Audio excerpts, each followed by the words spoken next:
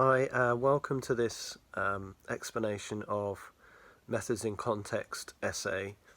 The topic is strengths and limitations of using questionnaires to investigate the role of parents in their children's achievement in school.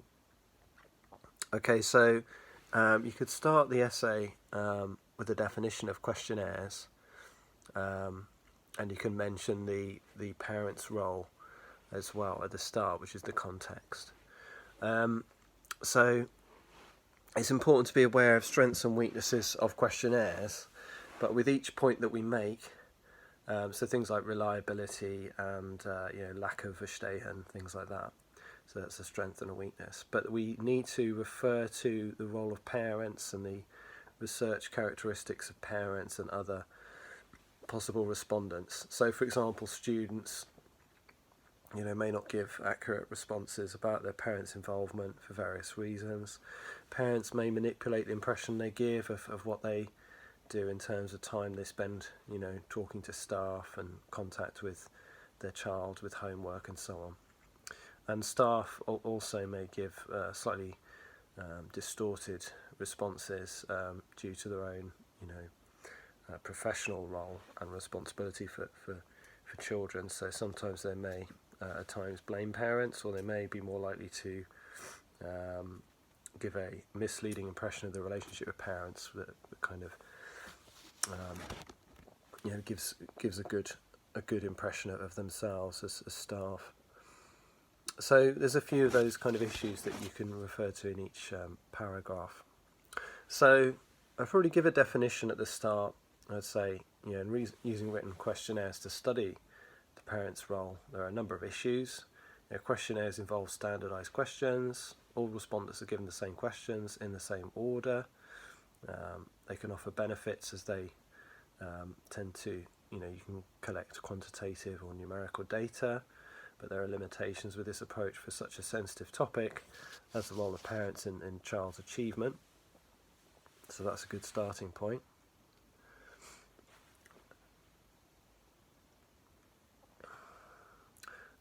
One of the benefits of questionnaires that you could talk about would be sample size, and you could talk about the fact that you could easily gather a large sample of responses to questionnaires from parents, staff and children, students. This could be useful especially with parents who are more busy, like working class parents who may need to work to avoid to deal with economic problems. They may benefit from being able to complete questionnaires rather than lengthy interviews. So you could get a more representative sample because you could get a wider cross-section of each group, and it reduces the problem of having a small sample where you can't apply results, such as with interviews. You often going to struggle to apply the results on a wider scale. So that's one point. Another point is about the fact that you could compare the results with different groups with the questionnaires, because you could get such a big sample, and you could do what's called triangulation. So the researcher could check and cross-check and compare the results with the different groups. So, for example, staff may report less contact with parents than what the parents report in their questionnaires, and this could suggest that parents may overestimate their role in supporting children through opportunities like Parents' Evening. And also children could report about how much homework support they have, which could be compared to what parents actually say they do. This is useful to be able to triangulate results with such a big sample with questionnaires because of the issue of impression management, which Goffman refers to with studying social life, where people will always try and manipulate the impression that others have of them. And this is a particular problem with, obviously, research into such a sensitive topic. And so you could overcome that problem to some extent. Although there's still going to be problems with questionnaires, because if they're not completed in the presence of the researcher, people may still give misleading answers which are not accurate to manage their impression, the impression that's given by them. Another limitation is problems with return rate.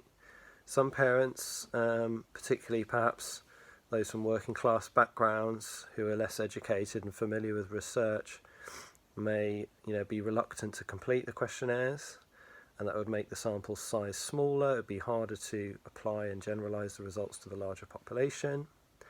Middle class parents may have a bit more time to complete questionnaires, and so the sample might be biased and it might be distorted because it features a disproportionate number of middle class parents. Questionnaires can offer benefits as they offer quantitative numerical data, and for positivists this is highly useful because it's going to enable you to gather information that's high in reliability, in that questionnaires are likely to produce the same kind of data if repeated, so high replicability. So positivists tend to assume that this kind of data is accurate and valid.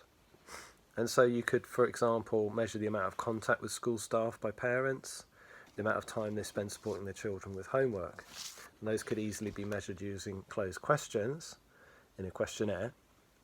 And that would be seen by positivists like Durkheim as objective and scientific because you're asking the same questions of all respondents, which is known as standardization, and you could avoid the problems where there's a lot of bias and subjectivity in methods like interviews, because the researcher is less involved with questionnaires in the collection of data.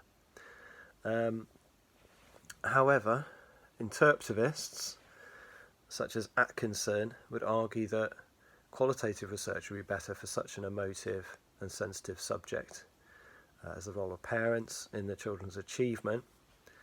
Questionnaires won't enable researchers to develop what we call Verstehen, which is Weber's concept for deep empathy and understanding. This is particularly important with parents who are likely to differ in the way that they interpret the role of parent. And middle class parents may have more cultural capital, so they may be able to come across better because they know what's kind of considered important within the habitus of the school system, whereas working class parents may still care just as much, but they may face barriers. So again, it would be good to enable the subjects to kind of give their own definitions of what's important to them. Another point is stigmatisation, that parents and children can be stigmatised for having the wrong attitudes and values, and that's part of cultural deprivation theory. And so people like Keddy argue that working class children suffer anti-working class prejudice, and so this may not be something that's measured by a questionnaire that only studies the amount of time people spend on supporting their kids with homework and so on. And so it'd be important to try and use other methods in addition, like interviews, because otherwise you won't be taking into account the fact that parents have barriers where they can't make the parents' evening because they have to work, for example, and there's the chance that it may give an unfair negative impression. Another point is operationalisation. So that's where you translate a concept into a measurable form. So you work out some way of measuring a concept. So in this case, the role of the parent in supporting the child and in their child's achievement, you could be trying to measure concepts like support, involvement, attitudes. And so you'd have to be careful about how you measure those, and you'd have to decide what kind of questions you're going to ask. But because of the researcher having their own subjective opinion, they're going to prioritise what they define as support. So there is again this problem with validity, where interviews could be perhaps more empowering, as respondents could choose what they consider to be important about the role of the parent in supporting children. This would be particularly important for parents who use the restricted speech code, because they might not understand some of the questions in a questionnaire. So an interview would give them an opportunity to ask for clarity and get more of their own definitions taken into account. So there are many problems with the study of the role of parents in child's achievement when using a questionnaire-based approach. So it's more realistic that researchers would use a number of methods in in studying this, and that's known as a pragmatic approach, where regardless of your theoretical framework that you use to understand the world, you would choose any research method that just suits your method of study and your research question.